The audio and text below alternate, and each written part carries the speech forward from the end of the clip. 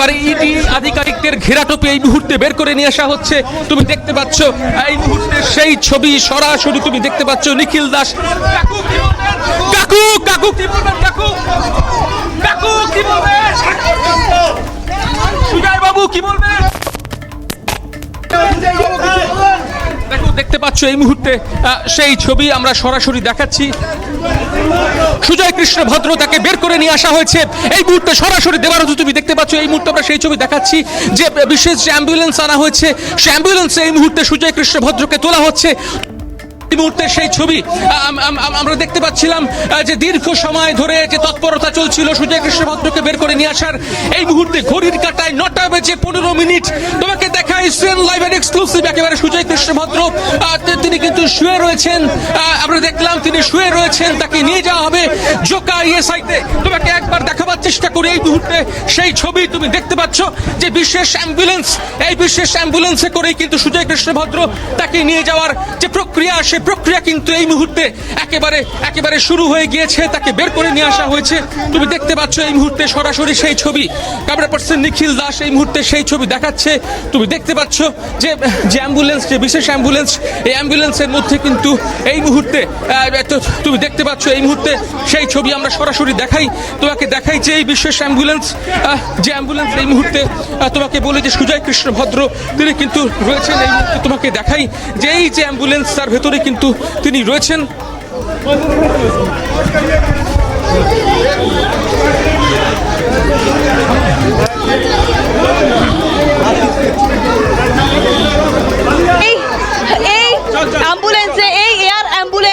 সেখানে তোলা হলো সুজয় কৃষ্ণ ভদ্রকে।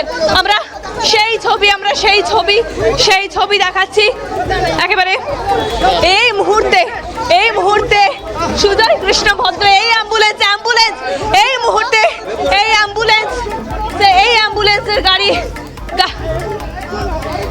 সেই ছবি আমরা দেখাচ্ছি। এই অ্যাম্বুলেন্স এসএসকেএম হাসপাতাল থেকে ছাড়বে। এই মুহূর্তে স্টার্ট দিয়েছে অ্যাম্বুলেন্সে, এই মুহূর্তে অ্যাম্বুলেন্স স্টার্ট দিয়েছে। একেবারে এসএসকেএম হাসপাতাল থেকে অ্যাম্বুলেন্স বেরিয়ে যাচ্ছে ইএসআই হাসপাতালের দিকে। এই মুহূর্তে এক্সক্লুসিভ ছবি আমরা দেখাচ্ছি সিএন এর পর্দায়। একেবারে ইএসআই হাসপাতালের উদ্দেশ্যে রওনা হলো অ্যাম্বুলেন্স। এই মুহূর্তে সুজয় কৃষ্ণ ভদ্রের অ্যাম্বুলেন্স, ইএসআই হাসপাতালের দিকে রওনা দিল। আমরা সেই ছবি দেখাচ্ছি।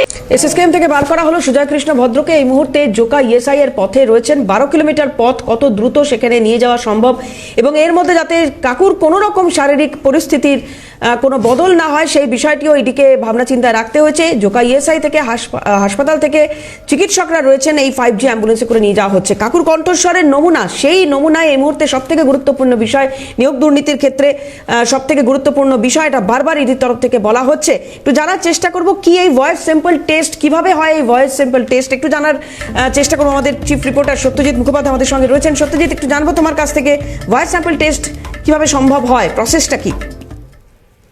একটা বিষয় প্রথমে বলে রাখা প্রয়োজন যে বহু প্রতীক্ষিত যে কাকুর এই কণ্ঠস্বর এবং শেষ পর্যন্ত আজকে একেবারে কেন্দ্রীয় নিরাপত্তা সিআরপিএফ এর যে নিরাপত্তা বহরের মধ্যে তিনি এগিয়ে চলেছে এবং তার কণ্ঠস্বরের নমুনা সংগ্রহের পদ্ধতি কিছুক্ষণের মধ্যেই হবে। এই বহু প্রতীক্ষিত যে ভয়েস স্যাম্পল টেস্ট তার পদ্ধতিটা অত্যন্ত সহজ এবং সরল। যেটা ইডি সূত্রে আমরা জানতে পারছি যে ব্যক্তি যার ভয়েসটি নেওয়া হবে, স্যাম্পল হিসেবে নেওয়া হবে, তাকে একটি কাগজে কিছু লেখা পড়তে দেওয়া হয় এবং তিনি যখন লেখাটি পড়বেন সেটার জন্য একটা সময়সীমা নির্ধারিত থাকে যে 2 মিনিট বা 2.5 মিনিট বা 3 মিনিট একটা সময় নির্ধারিত থাকে। সেই সময়ের মধ্যে সেই ব্যক্তিকে সেই লেখাটি পড়তে হবে এবং লেখা তিনি যখন পড়বেন তখন তাকে এটা লক্ষ্য রাখা হয় যে সামনে ডাক্তার থাকবেন এবং অবশ্যই তদন্তকারী অফিসাররা থাকবেন যে ওই ব্যক্তি যেন তার গলা ভাঁজ না করতে পারেন। অর্থাৎ গলা ভাঁজ করলে ভোকাল কর্ডকে একটু চেপে অন্যভাবে কথা বলা সম্ভব হয় বা বিকৃত করা সম্ভব হয়। এবং যেহেতু সামনে আইও থাকবেন বা ডাক্তাররা থাকবেন, এটাও খেয়াল রাখা হবে যাতে কোনোভাবেই ওই ব্যক্তি তার যে কণ্ঠস্বর তিনি যখন কথা বলবেন বা কিছু পড়বেন তখন যেন তিনি আঙুল কোনোভাবেই তার ভোকাল কর্ডে স্পর্শ করতে না পারেন, এই বিষয়টিও লক্ষ্য রাখা হয়। এরপর গোটা পদ্ধতিটা সম্পূর্ণ হয়। গোটা পদ্ধতি সম্পূর্ণ হতে মোটামুটি 30 মিনিট সময় লাগে এবং সেটি হওয়ার পর সেই যে রেকর্ডিং ডিভাইসটিকে সেটিকে এবং একটি পেন ড্রাইভে নেওয়া হয় এবং সেটিকে ফরেন্সিকের জন্য পাঠিয়ে দেওয়া হয় এবং তার একটি কোড কপি আইও নিজের কাছে রেখে দেয়। এবং এক্ষেত্রে কাকু যেহেতু অত্যন্ত প্রভাবশালী বলে তদন্তকারী অফিসাররা মনে করছেন, এই স্যাম্পলের ক্ষেত্রে যে কাকুর কণ্ঠস্বর বা নমুনা প্রমাণিত হয় যে একই কণ্ঠস্বর, কিন্তু তার মোবাইলটা সার্ভেলেন্সে ছিল, পরে সেটা ইডি দেয়। ফলে এক্ষেত্রে সেই কণ্ঠস্বর খুব গুরুত্বপূর্ণ একটি ডকুমেন্ট হয়ে উঠতে পারে গোটা নিয়োগ দুর্নীতি তদন্তের ক্ষেত্রে বলেই তদন্তকারী অফিসাররা মনে করছেন। সত্যজিৎ, একটা বিষয় জানতে চাইবো যে গতকাল থেকে আমরা দেখছি যে এই সংক্রান্ত যে বিষয়গুলো মহামান্য কলকাতা হাইকোর্টে পর্যবেক্ষণে এসেছে বা আলাপচারিতায় বারবার উঠে এসেছে, সেতে তার থেকে মনে হচ্ছিল বা আজকেও যে ইডির তরফ থেকে যা যা বক্তব্য মহামান্য কলকাতা হাইকোর্টে রাখা হয়েছে বা সেখানে যা যা ঘটনা ঘটেছে, তাতে মনে হচ্ছিল ইডির একটা বড় কোনো পদক্ষেপ আসতে পারে। এক্ষেত্রে নিয়োগ দুর্নীতির তদন্ত খুব দ্রুত শেষ করার যে নির্দেশ ইতিমধ্যেই হাইকোর্টের তরফ থেকে এসেছে, তার ক্ষেত্রে সেক্ষেত্রে এটাকে প্রথম পদক্ষেপ, ইডির সাফল্যের ক্ষেত্রে প্রথম পদক্ষেপ, এটাকে কি এইভাবে বর্ণনা করা যায়? অবশ্যই দেখা হলো একটা গুরুত্বপূর্ণ, একটা প্রশ্ন অত্যন্ত গুরুত্বপূর্ণ ক্ষেত্রে দাঁড়িয়ে রয়েছে এবং যেহেতু গোটা নিয়োগ দুর্নীতি বা দুর্নীতি তদন্তগুলো হাইকোর্ট মনিটরে রেখে সে তাদের তদন্ত নজরে রেখেই করা হচ্ছে, তাহলে একটা গুরুত্বপূর্ণ বিষয় দেবরতী। এবং তার পাশে যেটা ইডির এক্ষেত্রে গুরুত্বপূর্ণ সাফল্য এনফোর্সমেন্ট ডিরেক্টরেটের। এবং একই সঙ্গে তোমাকে বলে রাখবো যে সুজয় কৃষ্ণ ভদ্র তিনি প্রভাবশালী বলেই এনফোর্সমেন্ট ডিরেক্টরেট কর্তারা বা তদন্তকারী অফিসাররা মনে করছেন। এক্ষেত্রে তিনি অর্থাৎ তার যে মোবাইল ফোনটি বা মোবাইল ফোনগুলো ইতিমধ্যেই এনফোর্সমেন্ট ডিরেক্টরেট কর্তাদের হাতে এসছে, সেই মোবাইল ফোনে যেটি নির্দেশ তিনি দিয়েছেন, এতদিন পর্যন্ত যে ভাষ্য সামনে এসছে যে ওই কণ্ঠস্বরটি তার নয়, কারণ প্রামাণ্য ছিল না। আজকে ভয়েস স্যাম্পল নেওয়ার পর সেটি যখন ফরেন্সিকে যাবে, ফরেন্সিকে যাওয়ার পর ধরেই নেওয়া যেতে পারে যে যদি ভয়েস স্যাম্পলে মিলে যায়, কণ্ঠস্বর মিলে যায়, সেক্ষেত্রে যে বিষয়টি হবে যে তার ভয়েস বেড়ে গেল এবং তিনি কার নির্দেশে এই নির্দেশগুলো দিয়েছিলেন এবং তিনি যে গোটা প্রক্রিয়ার কথা বলেছেন বা বিভিন্ন সময় বিভিন্ন গুরুত্বপূর্ণ নির্দেশ দিয়েছেন, সেটা কার নির্দেশে বা কার অঙ্গুলি হেলনে, সেই তথ্য তাকেই বলতে হবে। ফলে কাকুর কণ্ঠস্বর যদি মিলে যায় সেক্ষেত্রে বড় সমস্যা তৈরি হতে পারে, প্রভাবশালী ক্ষেত্রে আরো গুরুতর মেঘ ঘনিয়ে আসতে পারে বলেই বিভিন্ন অংশ মনে করছে। অবশ্যই এনফোর্সমেন্ট ডিরেক্টরেটকে তদন্তের গতি বজায় রাখতে হবে, এটাও বিভিন্ন অংশ মনে করছে। ধন্যবাদ সত্যজিৎ। আপাতত কথা বলছিলাম সত্যজিৎ মুখোপাধ্যায়, চিফ রিপোর্টার ছিলেন। মফিজুল রয়েছেন এই অ্যাম্বুলেন্সের সঙ্গেই। মফিজুল, একটু জানবো কতদূর পৌঁছলো কাকুর অ্যাম্বুলেন্স এবং কতটা সময় আর লাগতে পারে ইএসআই পৌঁছাতে?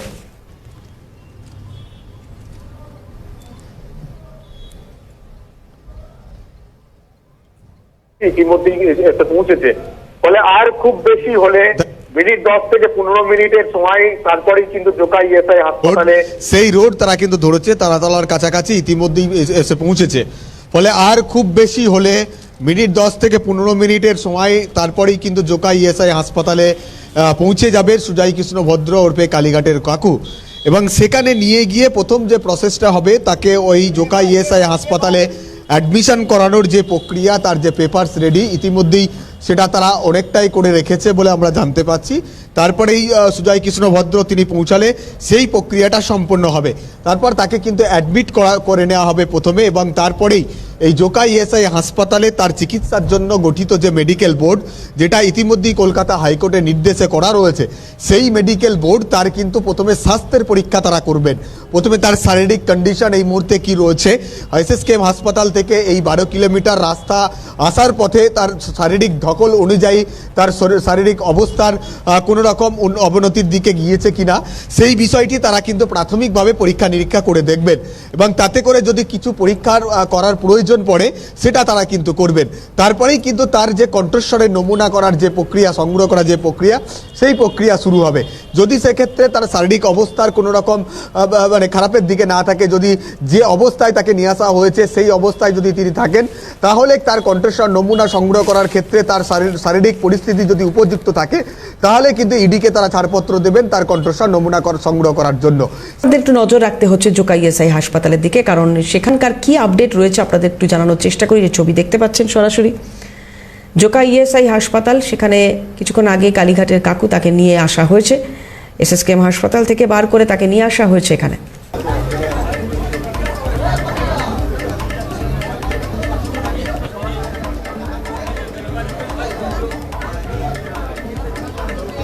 কড়কড় চড়চড় হচ্ছে, কিছু শুনতে পাচ্ছি।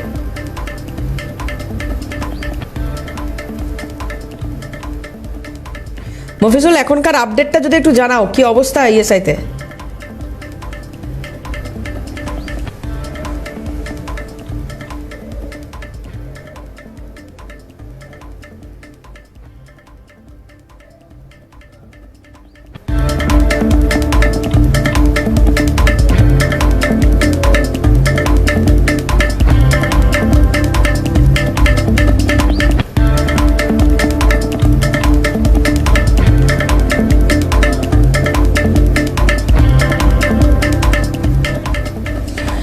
সম্ভবত যোগাযোগ বিচ্ছিন্ন হয়ে গেছে। মফিজুল ইসলাম আমাদের প্রতিনিধি রয়েছেন, কথা বলবো মফিজের সঙ্গে, চেষ্টা করছি যোগাযোগ করার। এই মুহূর্তে যে ছবি আপনারা দেখতে পাচ্ছেন, জোকা ইএসআই হাসপাতালে কালীঘাটের কাকুকে নিয়ে আসা হয় এবং সেখানে তার আজকে যা শারীরিক পরীক্ষা সেগুলো হবে এবং পাশাপাশি সবথেকে যেটা গুরুত্বপূর্ণ, কণ্ঠস্বরের নমুনা পরীক্ষা, সেটা কি আজকেই হচ্ছে? এই প্রশ্ন তো অবশ্যই থাকছে, কারণ মোটামুটি 30 মিনিটের একটা প্রক্রিয়া, যেটা কিছুক্ষণ আগে আমাদের চিফ রিপোর্টার সত্যজিৎ মুখোপাধ্যায় জানাচ্ছিলেন।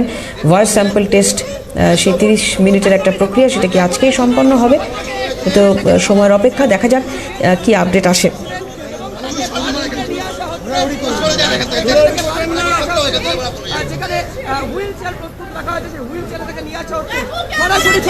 মফিজুল ইসলাম আমাদের প্রতিনিধি রয়েছেন। মফিজুল, যদি শোনা যায় একটু জানবো কি অবস্থা এখন, আপডেট কি?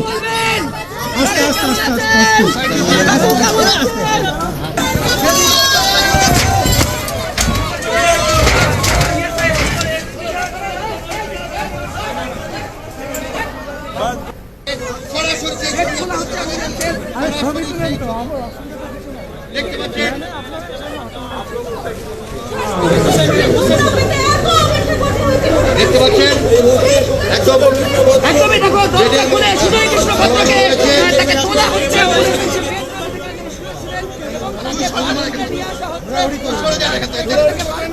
সম্ভবত আবারও যোগাযোগ বিচ্ছিন্ন হয়ে গিয়েছে। মফিজুল ইসলাম আমাদের সঙ্গে ছিলেন সরাসরি জোকা ইএসআই হাসপাতালে।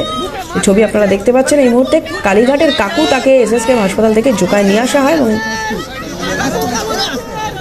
তাকে নিয়ে যাওয়া হয়েছে। জোকা ইএসআই হাসপাতালের ভেতরে রয়েছেন। আজকে কি কণ্ঠস্বর নমুনা সংগ্রহ হবে? 30 মিনিটের এই প্রক্রিয়া, সেক্ষেত্রে এটা এখনো পর্যন্ত স্পষ্ট নয়। গত বেশ কয়েক মাস ধরে এসএসকেএম হাসপাতালে ছিলেন কালীঘাটের কাকু এবং আজকে ইডির আধিকারিকরা যান এবং কালীঘাটের কাকুকে এখান থেকে বাইরে বার করে আনা হয় এবং তারপর 5G অ্যাম্বুলেন্সে করে নিয়ে আসা হয় ইএসআই হাসপাতালে।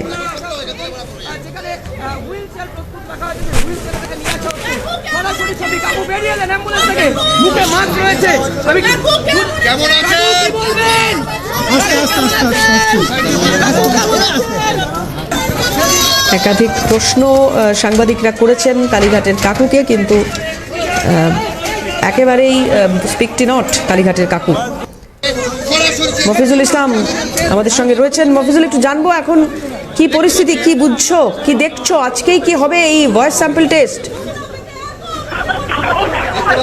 এরকম কথা ঠিক করে শোনা যাচ্ছে না, তবু ভদ্র তাকে কিন্তু অবশেষে জোকা ইএসআই হাসপাতালে তাকে কিন্তু নিয়ে আসা হয়েছে এবং তার চিকিৎসার জন্য জোকা ইএসআই হাসপাতালের তরফ থেকে কিন্তু আগেও বলছিলাম 6 সদস্যের একটা মেডিকেল বোর্ড তারা কিন্তু গঠন করে রেখেছে। সেই 6 সদস্য মেডিকেল বোর্ডের মধ্যে 2জন ইএনটি স্পেশাল রয়েছেন এবং একজন সাইকিয়াট্রিস্ট, তিনিও কিন্তু উপস্থিত রয়েছেন।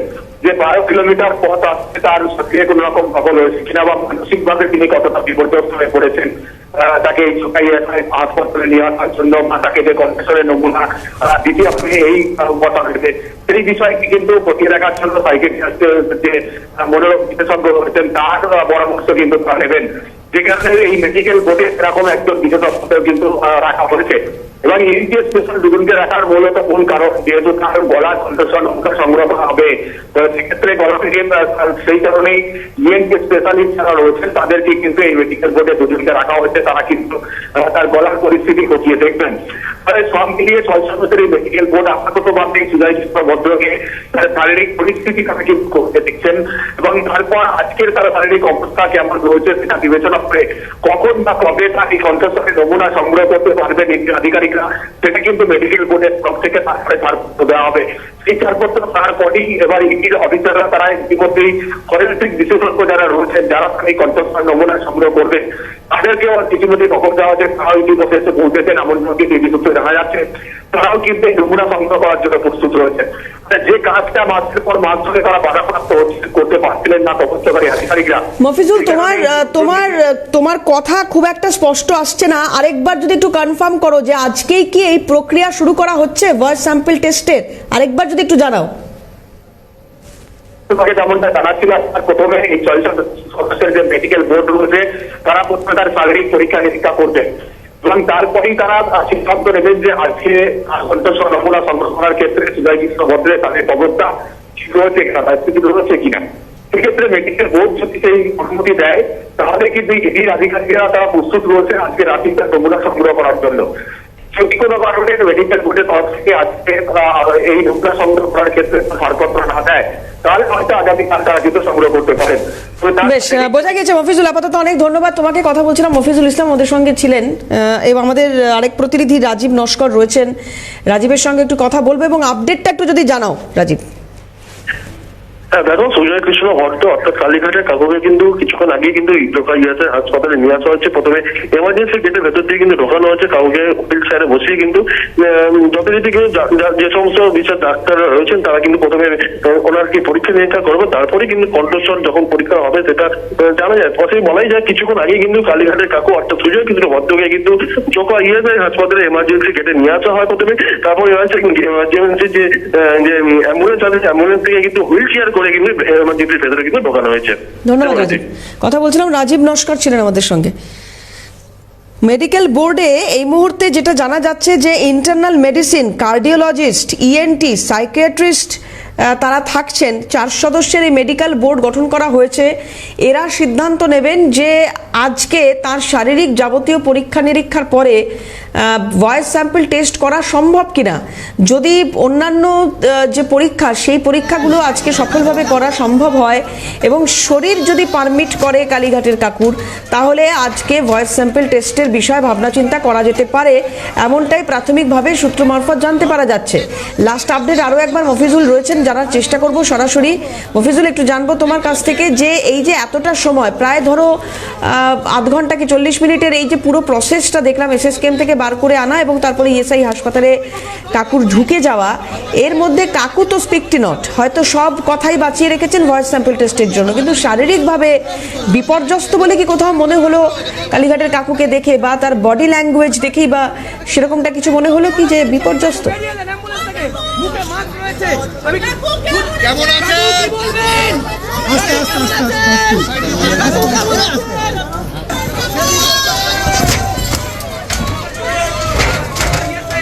অবশ্যই তোমাকে জানাই যে দেবরতী এই যে অ্যাম্বুলেন্সে করেই তাকে কিন্তু নিয়ে আসা হয়েছিল এবং সেই যে বেড, যে স্ট্রেচারে তাকে শুইয়ে আনা হয়েছিল, সেই অ্যাম্বুলেন্সে কিন্তু তারপরেই আমরা দেখলাম যে সেই অ্যাম্বুলেন্স ইতিমধ্যে এখানে পৌঁছায়। তারপরেই অ্যাম্বুলেন্স থেকে তাকে কিন্তু এখানে নামানো হয় এবং নামিয়ে জোকা ইএসআই হাসপাতালের যে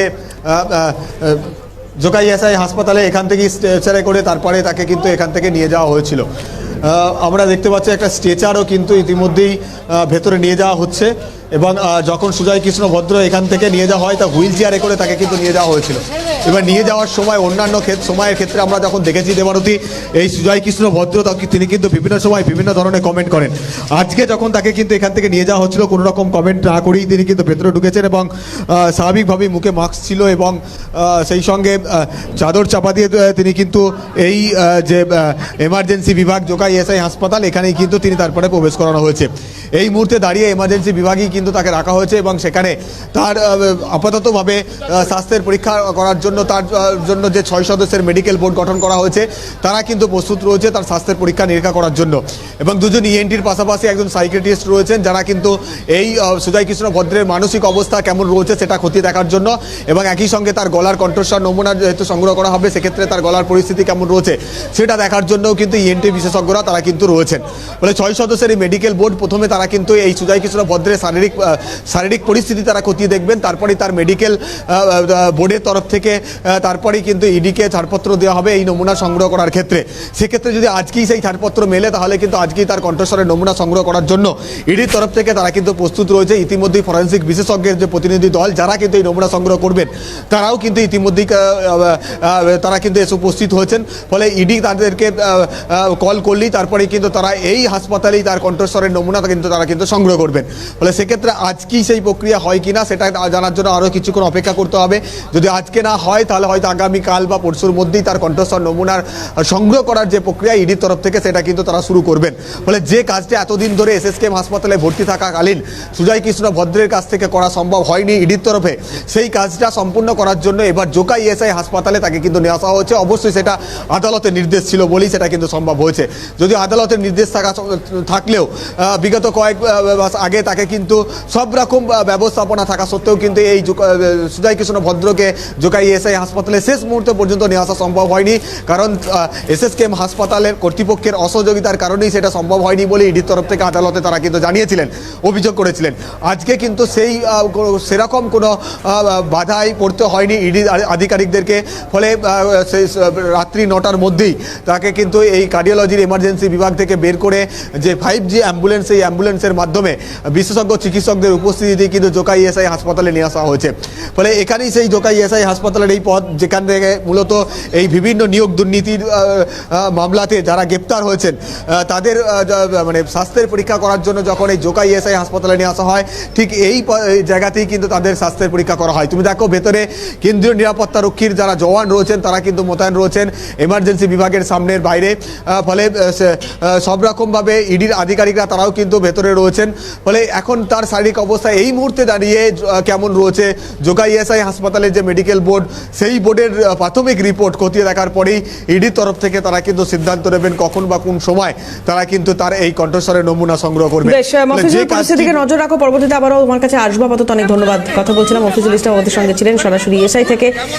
চিফ রিপোর্টার সত্যজিৎ মুখোপাধ্যায় রয়েছেন আমাদের সঙ্গে। সত্যজিৎ, একটু জানার চেষ্টা করো তোমার কাছ থেকে এই যে প্রসিডিওর ভয়েস স্যাম্পল টেস্টিং এর জন্য কি কি পদ্ধতি বা কোন পদ্ধতিতে যেতে হয়, কতক্ষণ সময় লাগে, পুরোটা যদি আরেকবার একটু জানাও।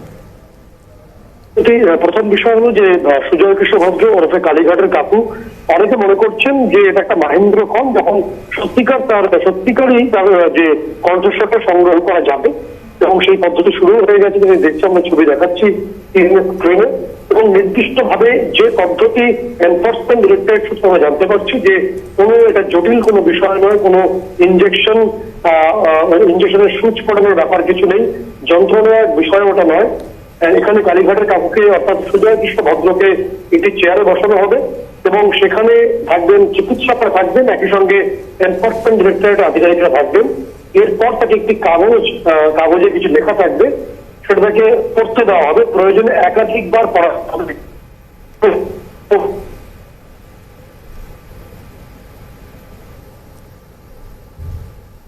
যখন তিনি পড়বেন তখন যেটা লক্ষ্য করা হবে যে তিনি যেন কোনোভাবেই তার যে গলার অংশটা ভাঁজ করতে না পারেন, অর্থাৎ তার ভোকাল কর্ড যেন কোনোভাবেই চেপে রাখতে না পারেন, প্রথম বিষয়। দ্বিতীয় বিষয় লক্ষ্য করা হবে তিনি যেন যখন অর্থাৎ পড়বেন সেই কাগজটি, সেই সময় যেন তিনি তার আঙুল যেন ভোকাল কর্ডকে স্পর্শ না করেন, অর্থাৎ কণ্ঠস্বরকে তিনি বিকৃত করতে না পারেন। এরপর যে বিষয়গুলো ফরেনসিক বিশেষজ্ঞরা ফলো করবেন বা দেখবেন, অর্থাৎ যে কণ্ঠস্বরটি সংগ্রহ করা হবে, ভয়েস স্যাম্পলটি সংগ্রহ করা হবে, সেটি সংগ্রহ করার পর ফরেনসিকে যাওয়ার পর এই তার কথা বলার ধরনটি কি আছে, কি ফ্রিকোয়েন্সিতে তিনি কথা বলেন এবং কথা বলার ক্ষেত্রে তিনি কোনো উচ্চারণগত কোনো তার নিজস্বতা আছে কিনা সেটা করে লক্ষ্য করা হয়। এক্ষেত্রে তোমাকে জানিয়ে রাখবো যে এনফোর্সমেন্ট ডিরেক্টরেটের হাতে সুজয় কৃষ্ণ ভদ্রের যে মোবাইল ফোনটি আছে সেখান থেকে তার কণ্ঠস্বর ইতিমধ্যেই ইডির হাতে আছে। আজকে যে কণ্ঠস্বরটি সংগ্রহ করা হবে তার সঙ্গে ওই মোবাইলের কণ্ঠস্বর মিলিয়ে দেখার পরই চূড়ান্ত সিদ্ধান্তে পৌঁছবেন ইডি কর্তারা। তারপরে হয়তো বড়সড় অগ্নি পরীক্ষার মুখে পড়তে হতে পারে কালীঘাটের কাকুকে। ধন্যবাদ সত্যজিৎ। কথা বলছিলাম চিফ রিপোর্টার সত্যজিৎ মুখোপাধ্যায় ছিলেন টেলিফোনে।